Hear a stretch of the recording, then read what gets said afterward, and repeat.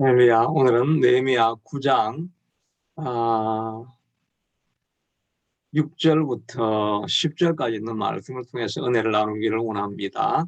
6절부터 한번 읽겠습니다. 오직 저는 여호와시라. 하늘과 이루를 성신과 땅과 땅 위의 만물과 바다와 그 가운데에 있는 모든 것을 지으시고 다 보존하시니 모든 천군이 주께 경배하나이다. 주는 하나님 여호와시라. 옛적에 아브라함을 택하시고 갈대아 우르에서 인도하여 내시고 아브라함이라는 이름을 주시고 그의 마음이 주 앞에서 충성됨을 보시고 그와 더불어 언약을 세우사 가나안 족속과 헷 족속, 아모리 족속, 브리스 족속과 여부스 족속과 기르가스 족속의 땅을 그의 시에게 주리라 하시더니 그 말씀대로 이르셨사오며 주는 의로우심 이로소이다. 주께서 우리 조상들이 애굽에서 고난받는 것을 감찰하시며 홍해에 그들의 부르짖음을 들으시고 이적과 기사를 베푸사 바로와 그의 모든 신하와 그의 나라 온 백성을 치셨사오니 이는 그들이 우리의 조상들에게 교만하게 행함을 아셨습니다. 주께서 오늘날과 같이 명예를 얻으셨나이다.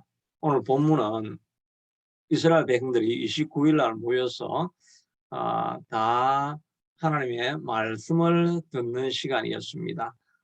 낮 4분의 1 아침 9시부터 6시부터 9시까지는 말씀을 듣고 그 나머지 9시부터 또 12시까지는 이제 기도하고 하나님 앞에 회개하는 그런 시간을 계속해서 가지는 과정이었습니다. 그 이후에 이제 하나님이 하신 역사를 지금 계속 설명하고 있는데 앞에 이제 6절까지는 하나님께서는 온 천지를 만드시는 분일 뿐만 아니라 온 천하를 지배하시고 다루시는 다스리시고 승리하시는 분이시라는 것을 이렇게 말씀을 하셨습니다. 그리고 나서 7절부터 주 여호와는 하나님이시라. 옛적에 아브라함을 택하시고 갈대아 우르에서 인도하여 내시고 화면을 조금 줄여봅시다. 그리고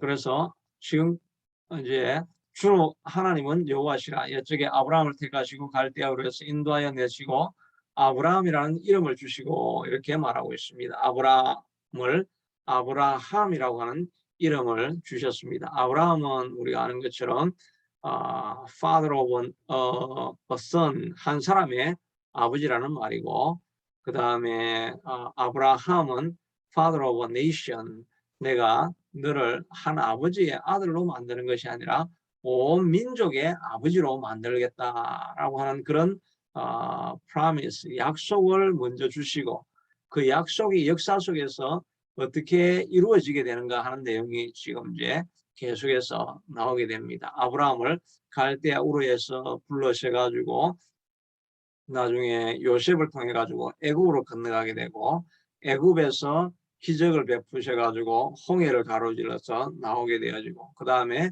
이제 광야에서 40년 동안 지내게 되어지고 그 다음에 다시 이제 요단강 동쪽으로 이렇게 돌아서 시온 땅과 옥 왕들 이런 사람들을 다 물리치고 그 다음에 요단강을 건너서 원래 아브라함이 있던 약속의 땅으로 회복시켜 주시는 그런 긴 역사의 과정 동안에 하나님께서 어떻게 일하셨는가 하는 내용이 이제 이후에 계속 나오게 됩니다. 그리고 나서는 이제 또 가나안 땅에서 우리 조상들이 어떻게 하나님을 배역하고 그래서 징벌을 받을 수밖에 없었는가. 그래서 우리가 유배되어져 가지고 바벨론으로 잡혀가게 되어지고 그리고 나서 지금은 이제 잡혀갔던 사람들이 다시 돌아와 가지고 성을 회복하고 느헤미야가 성벽을 다시 회복하는 이런 과정에 이르게 되어졌다는 것을 이제 그들이 돌이켜 보면서 우리 조상들이 이렇게 많은 허물이 있어서 오늘날 우리가 이런 고난 가운데 버려진 땅에서 살게 되는구나. 그런 과정에서도 우리 하나님은 신실하셔서 우리들을 끝까지 지켜주시는구나 하는 그 감사의 기도, 회개의 기도의 내용이 오늘 여기에 나와 있는 본문이라고 할 수가 있습니다. 하나님께서 때로는 우리를 뺑뺑이를 돌리시는 것 같습니다. 가나안 땅에서 애굽 땅으로 가서 종살이 400년 동안 하다가 다시 광야에서 고생을 시키시고 그리고 나서 다시 가나안 땅으로 인도해 가시는데 이렇게 하나님은 한번 약속하신 것은 끝까지 지켜주시는 분이시라고 생각할 때 우리가 소망이 있는 것이지요. 때로는 우리가 광야 길을 지나고 애굽에서 종살이 같은 하는 그런 생활을 지나갈 때 하나님은 그것을 모르시는 분이 아니신 것입니다. 하나님은 아브라함을 father of a son에서 한 사람의 아버지에서 father of a nation을 만들어서 아브라함 자손이 한 nation, 민족이 될 수 있게 되도록 그렇게 만드는 과정 속에서 모든 것이 필요하였죠. 종살이 할 때 노예로 있다가 이게 나중에 이제 신약에서는 우리의 신앙 여정을 그대로 설명하는 것이지요. 애굽에서 종살이 할 때 사단에게 눌려서 죄 아래 거하고 있다가 우리가 홍해를 가로지르면서 세례를 받아서 이제 새로운 사람이 되어지고 새로운 사람이 되었지만 하나님의 의로운 사람으로 되기까지는 광야길을 반드시 지나가야 되고 그 광야길을 지나가면서 하나님을 점점 닮아가는 사람이 되었다가 다시 가나안 땅으로 들어가는 우리 인생의 여정을 이스라엘의 역사를 통해서 그려놓고 있는 것입니다. 그러니까 하나님은 우리가 광야를 지날 때 애굽의 노예가 되어 있을 때 이런 모든 과정을 지나가는 것이 다 하나님의 섭리와 계획 안에 있었던 것이지요. 하나님이 민족을 nation, father of a nation 한 아들에서부터 nation으로 만들기까지 지나오는 과정들이었기 때문에 하나님의 섭리와 계획 가운데 이 길들이 다 지나가고 있는 것이라는 것을 우리가 인정할 수 있어야 할 것입니다. 때로는 우리가 하나님께서 왜 우리를 이런 길로 지나가게 하시는가? 내가 이 길에 있을 때 하나님은 정말 살아계시고 우리를 기억하시는가? 이런 생각을 할 때도 있습니다. 그럼에도 불구하고 우리는 다 이해하지는 못하지만 애굽에 종살이하고 있는 이스라엘 백성들이 왜 우리가 이런 일을 겪어가야 하는지 이해할 수가 아마 없었을 것입니다. 그러나 그 모든 것은 하나님의 계획 안에 들어가 있다는 것을 생각할 때 우리가 해야 될 일은 주어진 모든 상황 속에서 범사의 그를 인정하는 것입니다. 너는 내 명철을 의지하지 말고 범사의 그를 인정하라. 그래야만 그가 내 길을 지도하시리라. 이 모든 일들이 하나님께서 뜻이 있어서 나를 이 자리에 있게 하셨다라고 이렇게 이해하는 것이 필요하죠. 만약에 그걸 이해할 수 없으면 우리가 불평불만하게 되는 거죠. 왜 내게 이런 일이 일어나는가? 그리고 하나님 어디 계신가? 이렇게 생각하기 시작하면 인생의 불평불만이 가득 차게 되는 것이지요. 그러나 우리가 하나님을 인정하게 될 때 나는 다 이해하지 못하지만 하나님의 나를 향하신 어떤 계획과 섭리가 있어서 나를 지금 이 자리까지 있게 하신다라고 생각할 때 무슨 일을 하든지 우리가 적극적인 마음을 가질 수가 있겠죠. 이 안에서 내가 보배를 캐내야 된다. 이 안에서 내가 하나님이 주시는 은혜를 찾아내야 된다. 그런 마음을 가지고 어려운 일이 있을 때 주저앉지 않고 일어서서 갈 수 있어야 할 것입니다. 그래서 사도 바울은 많은 것을 경험한 이후에 항상 기뻐하라. 쉬지 말고 기도하라. 범사에 감사라고 말하고 있지 않습니까? 항상 기뻐하고 기도하고 감사함으로 나아갈 때 우리가 모든 상황을 바꾸어 갈 수가 있게 되는 것입니다. 요셉의 인생을 우리가 살펴보아도 그가 한 것은 하나님이 주신 꿈을 꾼 것밖에 없습니다. 요셉은 볕단이 자기에게 절하는 것, 하늘의 별과 달들이 다 자기에게 절하는 것, 그 꿈을 꾼 것밖에 없습니다. 그런데 그 꿈을 이루게 하기 위해서 어떤 과정을 지나갑니까? 정말 형들이 그를 갑자기 미워하고 모함함으로 말미암아 죽이려고 하다가 애굽으로 가는 그 상인들에게 팔아버리는 그런 일이 있었죠. 그리고 나서 또 보디발의 집에 있다가 또 뭔가 좀 열심히 해가지고 이제 어느 정도 또 노예로 팔려왔지만 자리도 잡고 그 하우스의 그 디렉터리 되어가지고 전체를 총괄할 수 있는 좀 자리에 올랐을 것 같은데 또 보디발의 아내의 모함을 받아가지고 감옥 깊은 곳에 떨어져서 뭐 2년 이상 머물고 있게 되는 과정을 지나가게 됩니다. 요셉이 그런 과정을 지나가면서 정말 이해할 수가 없었을 것입니다. 내가 한 것은 하나님이 내 마음에 주신 꿈을 꾸었을 뿐인데 왜 내 인생이 이렇게 꼬이고 꼬여서 감옥에까지 떨어질 수밖에 없는가, 이런 생각을 할 수밖에 없지 않았겠습니까?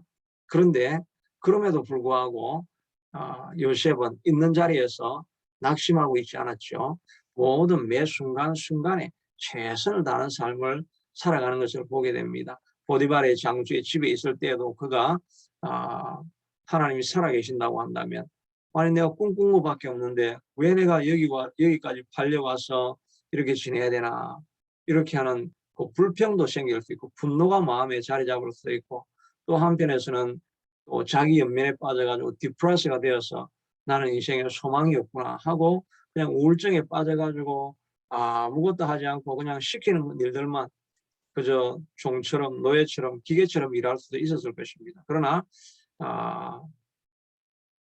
요셉은 그렇게 하지 않았죠. 그 집을 마치 보디발의 집이 자기 집인 것처럼 최선을 다하고 있는 힘을 다해서 모든 순간순간 일들을 잘 준비하게 되죠. 그렇게 잘 준비하게 되니까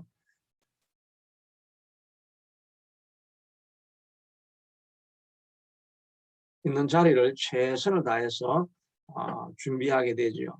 그러니까 하나님께서 오히려 그거를 기회로 만들 수 있게 하시고, 또 하나님의 임재가 늘 요셉의 삶 가운데 있으니까 요셉이 최선을 다하게 되고 주변에 있는 사람들에게 인정을 받게 되는 그런 자리에까지 가게 되지 않습니까?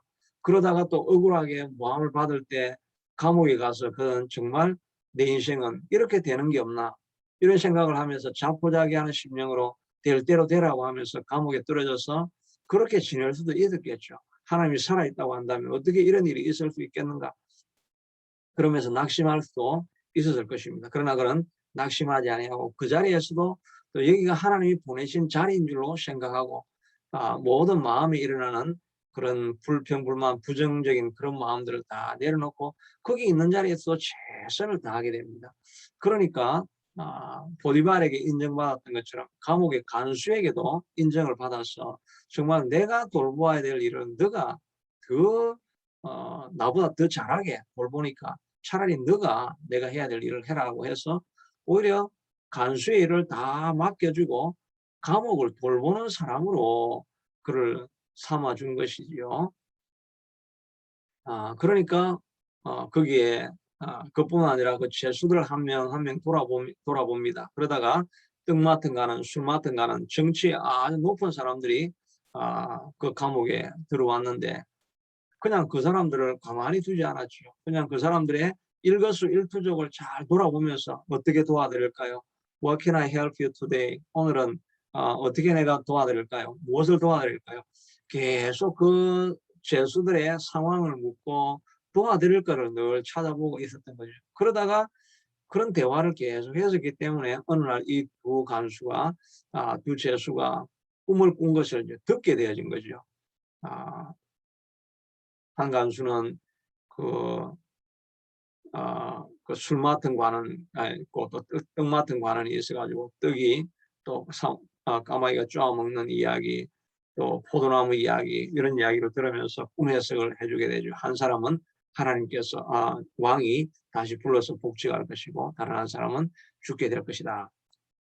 그런 꿈의 해몽을 해줄 수 있었던 것은 그가 있는 자리를 사랑하였기 때문에 그 한 사람 한 사람을 최선을 다해서 돌아보고 있으니까 하나님께서 거기에 역사하시고 또 그 자리를 이용할 수 있는 기회로 만들어준 것을 보게 됩니다. 요셉은 있는 자리를 오히려 고난의 자리, 또 절망의 자리, 낙심할 수밖에 없는 그 자리를 오히려 뛰어넘을 수 있는 도약의 받침대로 삼아서 거기에서 최선을 다하니까 뛰어넘는 역사가 일어난 것을 보게 되지요. 그러다가 이제 그 술 맡은 가난이 복직을 하게 되어지고 잊어버린 횟수가 2년입니다. 2년 동안 제가 그 복직되는 사람에게 나를 기억하셔서 복직되고 나거든 나를 꼭 한번 찾아주시고 왕에게 나의 무죄함을 좀 알려달라고 이렇게 이야기했는데 2년 동안 뭐 전혀 다 잊어버렸습니다. 아무 일도 일어나지 않았습니다.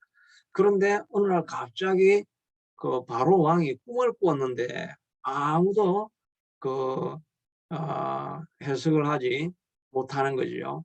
그때서야 이 스마트 나는이 생각이 났습니다. 꿈을 잘 해석해주는 한 사람이 있는데 그 사람을 데려오라 해가지고 그때 이 요셉이 발탁이 되어져가지고 꿈을 해석해주고 총리로 올라가는 그런 기회로 만들어낸 것을 보게 됩니다. 우리가 지나가는 모든 과정에 하나님이 우리를 부르셨지 않았습니까?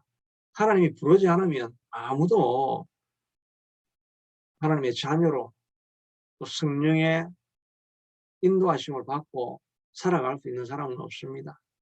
하나님께서 우리를 불렀기 때문에 예수 그리스도를 영접하고 우리가 살 수 있는 거죠. 부르셨으면 하나님께서 그 인생을 반드시 책임지시고 이끌어 가시게 될 것입니다. 그러니 우리가 해야 될 일은 주어진 모든 환경을 발판으로 삼아서 그걸 도약대로 삼고 넘어가는 사람이 되어야지 고난에 있다고 해서 그것 때문에 좌절하고 낙심하고 자포자기하는 인생을 사는 그런 삶이 되어서는 안 될 것을 우리가 다시 한번 보게 되는 것입니다. 하나님은 모든 것을 섭리하시고 세상 만물을 섭리할 뿐만 아니라 바로 여러분 한 사람의 인생도 섭리하시는 분이신 줄로 믿을 수 있게 되기를 바랍니다.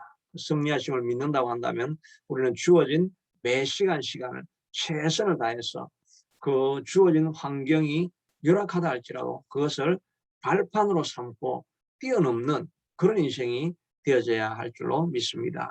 여러분들도 있는 처소를 사랑하고 기회로 만들어서 다시 한번 도약하는 그런 인생이 될 수 있게 되기를 축복합니다. 자비하신 아버지 하나님, 하나님은 모든 만물을 주관하시는 분이십니다. 요셉이 정말 꿈꾸은 것 하나밖에 없는데 고난의 길을 지나가지만 하나님께서는 마침내 그 꿈을 이루어 주시는데 요셉이 있는 자리에서 순간순간 최선을 다했습니다. 하나님 우리도 있는 자리에서 최선을 다하고 열매 맺는 인생이 될 수 있도록 축복하여 주옵소서. 예수님 이름으로 기도드리옵나이다. 아멘. 오늘도